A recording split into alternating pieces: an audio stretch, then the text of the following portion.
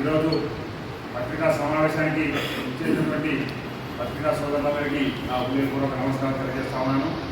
ముఖ్యంగా మొన్న మా యొక్క మంత్రివర్యులు పొన్నం ప్రభాకర్ గౌడ్ గారు కొండగట్టు పర్యటన సందర్భంగా అక్కడ అభివృద్ధి కార్యక్రమంలో అదేవిధంగా వారి యొక్క సొంత మొక్కున్నట్లయితే వాటిని చెల్లించుకొని రావడం జరిగింది.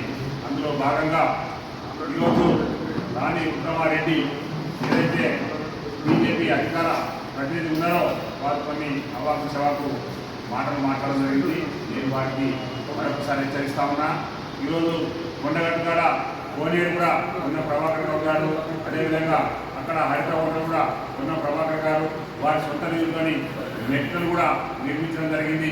అదేవిధంగా అక్కడ మన వాటర్ ప్లాంట్ పైన ఒక 2 కింద ఒక 2 ఈ విధంగా ప్రతి కార్యక్రమాన్ని వారి యొక్క ఎంపీ పీరియడ్లో 5 సంవత్సరాలులో ఏర్పాటు చేయడం జరిగింది.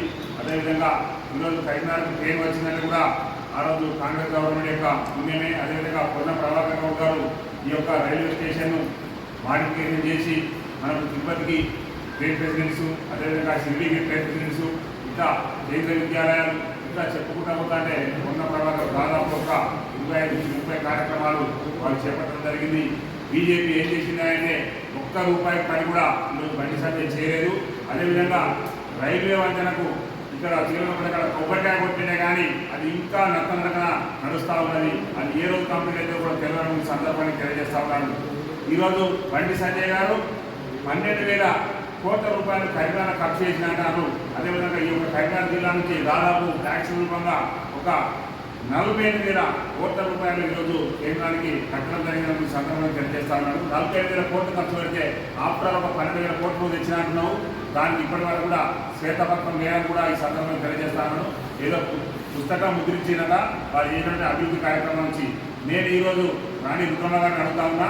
ఆ పుస్తకం రిలీజ్ చేసి మాకు అందజేసిన తర్వాతే నువ్వు నిన్న ప్రెస్ మీట్ కరీంనగర్లో పెట్టేదిగా నేను అడుగుతా ఉన్నాను. నేను ఈ ఊరు కాదు, ఈ పల్లె కాదు, నువ్వు ఎక్కడి నుంచి వచ్చినావో ఏడికెళ్ళి వచ్చినావో ఒక టీవీ యాంకర్గా ఉండి ఈరోజు కరీంనగర్కి వచ్చి నువ్వు పొన్నం ప్రభాకర్ గౌడ్ గారిని విమర్శించే స్థాయిని కాదని సందర్భంగా తెలియజేస్తా ఉన్నాను.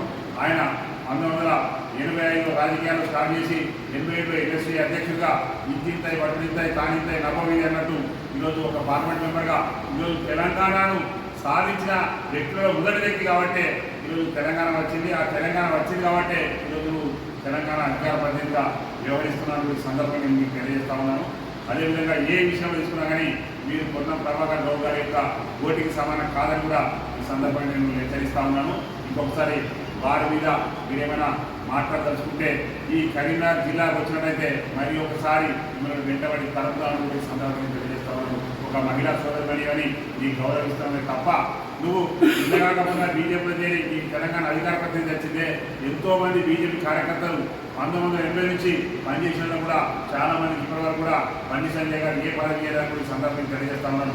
మరి నీకు ఎందుకు పదవి ఇచ్చినా కూడా ఈ సందర్భానికి బండి సంజయ్ గారు అడుగుతా ఉన్నాను. రాబోయే కాలంలో అభ్యర్థి ఎవరైనా గెలిచేది కాంగ్రెస్ పార్టీని కూడా ఈ సందర్భంగా తెలియజేస్తా ఉన్నాను. మీకు మరొకసారి ఛాలెంజ్ చేసి చెప్తా ఉన్నాను. ఈ సమావేశం తర్వాత కూడా మీరు బండి సంజయ్ ఏమేమి అభివృద్ధి చేసిందో చెప్తానంటే బహిరంగ చర్చకు గతంలో కూడా మేము ఏదైతే అడ్వకేట్ని కూడా సంప్రదించడం జరిగింది. న్యాయవాదులను సంప్రదించి ఎక్కడైనా సరే గీతామర్గాడు కావచ్చు, మంచిరాజ్ చౌరస్ గారు కావచ్చు, కోర్టు చౌరస్ గారు కావచ్చు, ఇప్పటికైనా బహిరంగ చర్చకు కాంగ్రెస్ పార్టీ సిద్ధంగా ఉందని సందర్భంగా తెలియజేస్తా ఉన్నాను. ఇంకొక విషయం, రేపు ఏప్రిల్ 14 కూడా మా యొక్క బండి సంజయ్ గారు మీరు చేసినటువంటి అభివృద్ధి మీద మేము చేసినటువంటి అభివృద్ధి మీద చాలా తీసుకున్నట్టు కూడా అవసరమైతే నిర్వహణ దీక్ష కూడా వారి వెంట ప్రారంభమైన సందర్భంగా తెలియజేస్తా ఉన్నాను. కాబట్టి మీ అందరికీ మరొకసారి హెచ్చరిస్తా ఉన్నాను. మిస్టర్ బండి సంజయ్, నువ్వు ఇప్పటి వరకు కూడా కొండగడ్డ కావచ్చు, వేములవాడ కావచ్చు, ఏ దేవస్థానం కూడా ₹1 ఖర్చు చేయలేదు. మీకు హిందువుల ఓట్లు అడిగే నైతిక హక్కు కూడా లేదని సందర్భంగా తెలియజేస్తా ఉన్నాను. అభివృద్ధి అంటే కాంగ్రెస్ అంటే అభివృద్ధి.